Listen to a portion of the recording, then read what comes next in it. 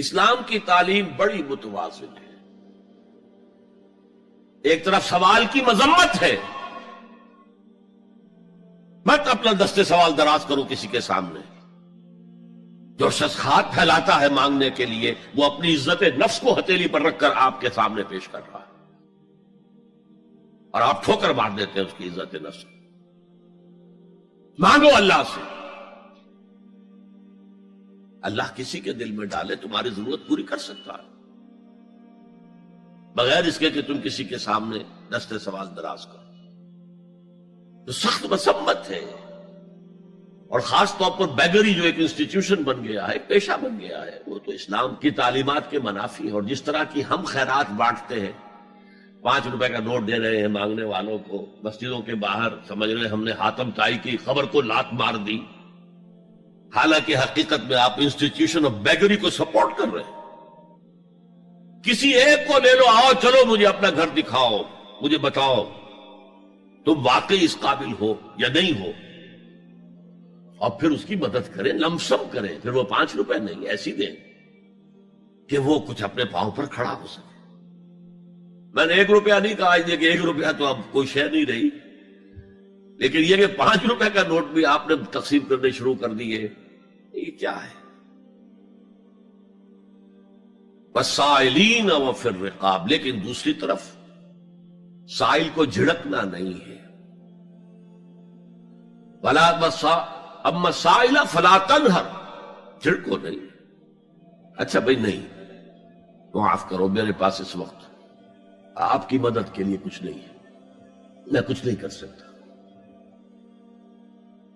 تو ان دونوں کے درمیان اصل میں معاملہ ہونا چاہیے. بلکہ یہاں تک بھی فرمایا سائل کو ضرور دو، چاہے وہ گھوڑے پر سوار ہو کر تمہارے دروازے پہ آیا.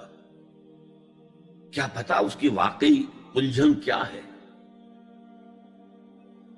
تو سوال کی مذمت اور سائل کو جھڑکنے کی ممانعت. حتی الامکان خالی ہاتھ نہ لوٹاؤ، اس نے اپنی عزت نفس اپنی ہتھیلی پر رکھ کر تمہاری سامنے پیش کر دیا، اسے ٹھوکر نہ مارو. لیکن جیسا کہ میں نے عرض کیا، یہ انسٹیٹیوشن آف بیگری جو ہے یہ ایک علیحدہ شے ہے، بالکل اس کا اس سے کوئی تعلق نہ سمجھیے. وفی الرقاب، رقاب جمع ہے رقبہ، گردن. فک رقبۃ او اطعام فی یوم ذی مسغبۃ یتیما ذا مقربۃ او مسکینا ذا متربہ. فک رقبۃ، کسی کی گردن چھڑا دینا. اس وقت سب سے بڑی ایپلیکیشن اس کی تھی غلاموں کو، کنیزوں کو اپنے پیسے سے خرید کر آزاد کر دینا. بہت بڑی نیکی، بہت بڑی نیکی.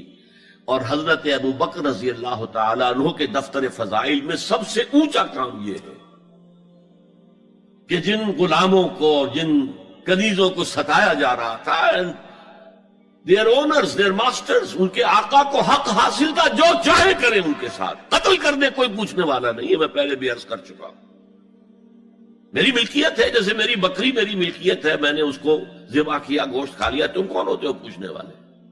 میرا غلام تھا، میں نے قتل کر دیا، تم کون ہو پوچھنے والے؟ ان کو حضرت ابو بکر نے خرید کر آزاد کیا اور منہ مانگے دام دیے. حضرت بلال کے لیے امیہ ابن خلف نے اتنی بڑی رقم مانگی، حضرت ابو بکر نے کہا ٹھیک ہے لو. باپ نے کہا بھی ابو قحافہ نے، ابو بکر کو کوئی غلام خریدنا ہی تھا تو کوئی طاقتور آدمی جو کام آ سکے کہیں، اس کو خریدنا چاہیے. انہیں کیا پتا ابو بکر کس لیے خرید رہا اور کس کے لیے خرید رہا. آج کے دور میں اس کی اپلیکیشن ہوگی. کوئی شخص جو ہے اگر قرض میں اس طرح جکڑا جائے کہ لاکھ ہاتھ پاؤں مارے نکل نہیں سکتا،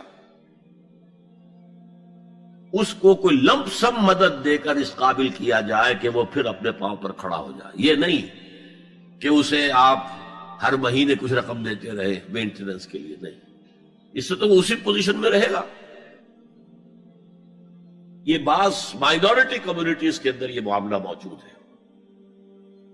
کوئی بھائی اگر گر گیا ہے کاروبار میں تو اس کی پھر ایسی مدد کی جائے کہ وہ پھر آپ کی صف میں آ کر کھڑا ہو جائے. Respectable members of your community وہ اس شکل میں پہنچ جائے. یہ بھی فک و رقبتن اس کی ذیل میں آج کل آئے گا. اب اس کے بعد آیا وَأَقَامَ الصَّلَاةَ وَآتَى الزَّكَاةَ. یہ دو کیا ہیں؟ یہ عبادات کی شکل میں دو ستون ہیں جو ان دو چیزوں کو سپورٹ کرتے ہیں جو اب تک بیان ہوئی ہیں. ایمان کو تازہ رکھنے کے لیے نماز قائم کرو. ہر نماز ایمان کی تجدید ہے. اقیم الصلاۃ لذکری، نماز قائم کرو میری یاد کے لیے. اپنا عہد اللہ کے ساتھ تازہ کرو. ایاک نعبد و ایاک نستعین، اے اللہ ہم تیری ہی بندگی کرتے ہیں اور کرتے رہیں گے، تجھ ہی سے مدد مانگتے ہیں اور مانگتے رہیں گے. اپنے اس عہد بندگی کو تازہ کرو، ایمان کو تازہ کرو. الحمدللہ رب العالمین الرحمن الرحیم. ایمان باللہ تازہ ہوا نا. مالک یوم الدین، ایمان بالآخرہ تازہ ہو گیا نا. یہ ہے ایمان کو قائم رکھنے کے لیے، نیکی کی اس روح کو برقرار رکھنے کے لیے اللہ تعالیٰ کی طرف سے یہ ستون ہے. الصلاۃ عماد الدین، دین کا ستون ہے یہ نماز. اس بحث میں اس کا مقصد کیا ہے وہ میں نے بیان کر دیا. بعد میں کیوں آ رہا ہے؟ یعنی کہ اصل شے ہے ایمان، اور ایمان کو سپورٹ کرنے والا ستون ہے نماز. عملی نیکی میں اصل شے ہے ہمدردی، ہمدردی میں مال خرچ کرنا، اور اس کے لیے ستون ہے زکوٰۃ. کم سے کم یہ 2.5% تو نکالو. بوتل کا کارک تو کھل جائے، پھر اور بھی دو، اور بھی دو، اور بھی دو. یہ تو obligatory ہے، یہ تو فرض ہے، یہ تو لازم ہے. لیکن مقصد کیا ہے؟ اس کو جو سمجھ لیا بس یہی زکوٰۃ ہی ہمارے ذمے میں ہے، وہ بڑے مغالطے میں. حضور نے فرمایا صلی اللہ علیہ وسلم